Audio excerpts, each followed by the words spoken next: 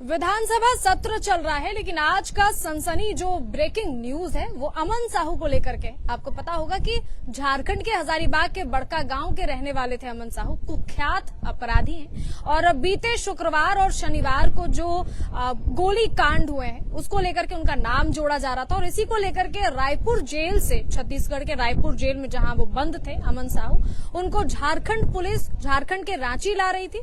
और उसी दरमियान में पलामू में शायद उनकी जो है मुठभेड़ में, पुलिस मुठभेड़ में इनकाउंटर हो गया है। बाकी की जानकारी के लिए विधानसभा सत्र चूंकि चल रहा है तो कई पत्रकार बंधु हमारे साथ हैं। हमारे साथ यहाँ पे मदन भैया हैं, यहाँ शुभम है, करिश्मा है, साथ में जो है द फॉलो अप से भी हैं।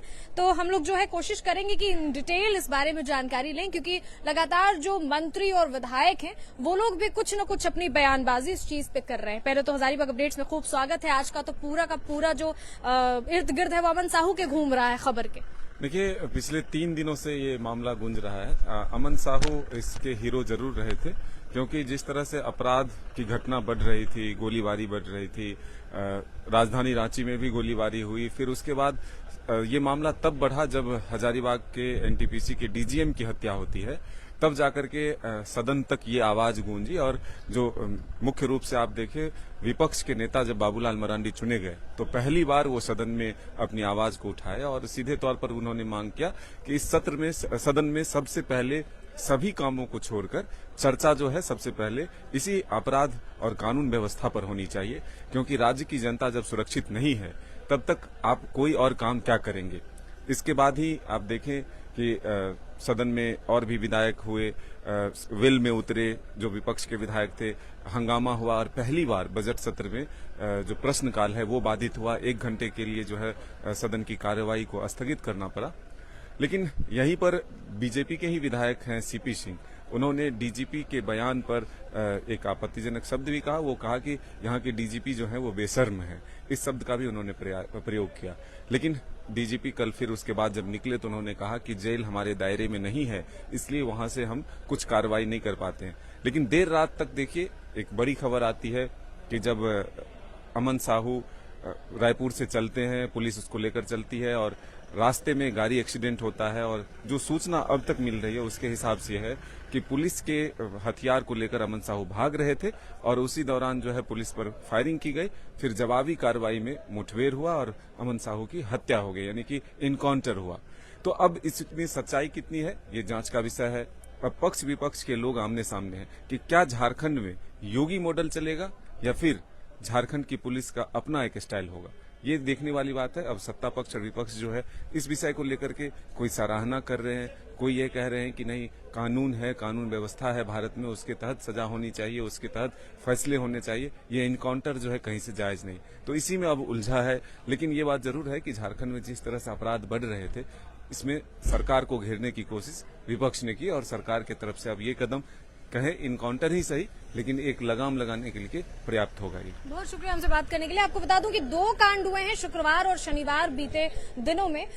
विपिन मिश्रा का एक कांड आपको याद होगा, कोयला कारोबारी हैं, उन पर भी गोली चली, और इधर जो डीजीएम डिस्पैच हैं केरेडारी के, उन पर भी गोली चली और उनकी जो है हत्या कर दी गई। और ऐसे में अमन साहू का नाम जोरदार तरीके से गूंज रहा था और उसी पूछताछ के क्रम में शायद उन्होंने कन्फेस भी किया था विपिन मिश्रा के गोली को लेकर के। तो ऐसे में जो है उनको जो झारखंड रांची पुलिस है वो प्रशासन लेके आ रही थी छत्तीसगढ़ के रायपुर जेल में अमन साहू बनते वहां से रांची के लिए। और उसी क्रम में जो है वो करिश्मा हमारे साथ जुड़ी हुई है। क्या लग रहा है करिश्मा, क्या बयानबाजियां चल रही है मंत्रियों की तरफ से, विधायकों की तरफ से, क्या कह रहे हैं लोग? जो देखिए 11वां दिन है और कई ऐसे मुद्दे हैं जो सदन के पटल पर रखे गए थे, लेकिन आज का सबसे कह सकते हैं बड़ा मुद्दा जो था वो अमन साहू का मुद्दा था। और ऐसे में पक्ष और विपक्ष आमने सामने थे। एक और जहां सत्ता पक्ष का कहना है कि जो इस तरीके का अपराध करेगा, जो आपराधिक घटनाओं को अंजाम देगा, उसके साथ ऐसा ही होगा। दूसरी ओर अगर हम लोग विपक्ष की बात करेंगे तो उनका कहना है कि कानून को अपने हाथ में नहीं लेना चाहिए। जो प्रावधान है, जो कानून के अंदर जिस तरीके से कार्य होता है वैसा अगर किया जाए तो ज्यादा बेहतर होगा। लेकिन इसके इतर अगर हम लोग बात करें तो इसके इतर भी कई ऐसे मुद्दे हैं लॉ एंड ऑर्डर को लेकर। कल डीजीपी ने एक बड़ा बयान दिया था, उसके बाद भी अगर हम बजट सत्र के दौरान बात करें तो यहां पर भी सियासी सरगर्मी देखने को मिल रही थी। डीजीपी ने कहा कि जेल के अंदर से तमाम चीजों को ऑपरेट किया जाता है, एक अपने आप में एक बड़ी बात है। उसके बाद आपने देखा होगा कि विधायक सीपी सिंह ने भी एक बड़ा बयान दिया। उनका कहना है कि डीजीपी बेशरम है। उसके बाद से जो सियासी सरगर्मी है वो देखने को मिलती। आज जब हमने सीपी सिंह से बात की तो उनका कहना है कि जो भी हो रहा है ठीक हो रहा है, लेकिन आने वाले समय में अगर जो भी अपराधी इस तरीके की आपराधिक घटनाओं को अंजाम देते हैं तो इसी तरीके की चीजें जो है वो निकलकर सामने आएगी, तभी यहाँ की बहनें, यहाँ की जो महिलाएं हैं वो सुरक्षित अपने आप को महसूस कर पाएंगी। जाहिर तौर पे करिश्मा बहुत सही चीज कह रही हैं आप। और आपको बता दूं कि डीजीपी अभी फिलहाल एक मीटिंग में हजारीबाग में है, क्योंकि पता होगा आपको कि हजारीबाग के बड़का गांव के अमन साहू थे और अभी एक बड़ी मीटिंग में है वो। मीटिंग के बाद हजारीबाग अपडेट करने की कोशिश जरूर करेगा कि उस पर उनकी क्या प्रतिक्रिया है। फिलहाल में हमारे साथ भुवनेश्वर प्रसाद मेहता है। अमन साहू को लेकर के क्या बोलेंगे? अभी सुबह से जो है चर्चा परिचर्चा में इर्द गिर्द उन्हीं की खबरें गूंज रही है। क्या अमन साहू, अच्छा पता ही नहीं है, एनकाउंटर हो गया अमन साहू का। यही बात है, तो हंगामा मचा हुआ था पूरे झारखंड में। सब जगह उसके लोग पैसा वसूली कर रहे थे, सब कर रहे थे, जेल में रह करके सब कर रहा था। ऐसे लोगों को जाना चाहिए जो शांति व्यवस्था के दुश्मन हैं, इस तरह से गुंडे करते हैं, इस तरह से वसूली करते हैं। अगर वो एनकाउंटर हुआ है तो मुझे कुछ नहीं कहना, अच्छी बात है। चलिए, बहुत शुक्रिया हमसे बात करने के लिए।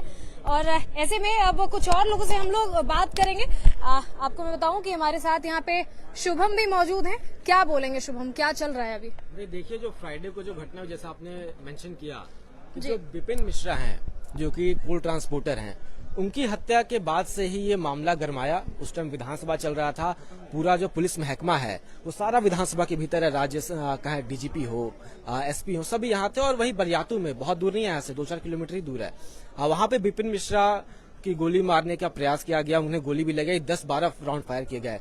इसके जिम्मेदारी मयंक सिंह ने ली। मयंक सिंह अमन साहू से कनेक्टेड है। तो देखिए, पहला शुरुआत यहाँ हुआ, उसके बाद फिर हजारीबाग में डीजीएम एनटीपीसी के, उनको गोली मार दी गई। तो पूरा मामला पूरी तरह से गर्मा गया। प्रेस ने यहाँ पर सवाल जवाब किए, इसके बाद से ही पूरा मामला घेरे में आ गया।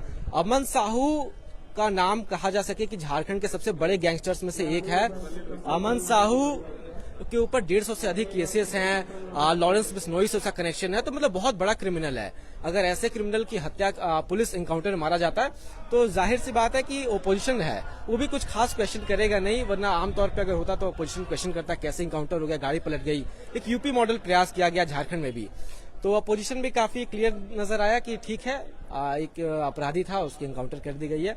उसने भी सराहना की। तो बहुत ज्यादा ये मामला चलेगा नहीं। एक अमन साहू अब अतीत का हिस्सा बन के रह गया है। बहुत शुक्रिया हमसे बात करने के लिए। और आपसे फिर जुड़ेंगे दोबारा हजारीबाग अपडेट्स पे किसी और खबर को लेकर। शुक्रिया।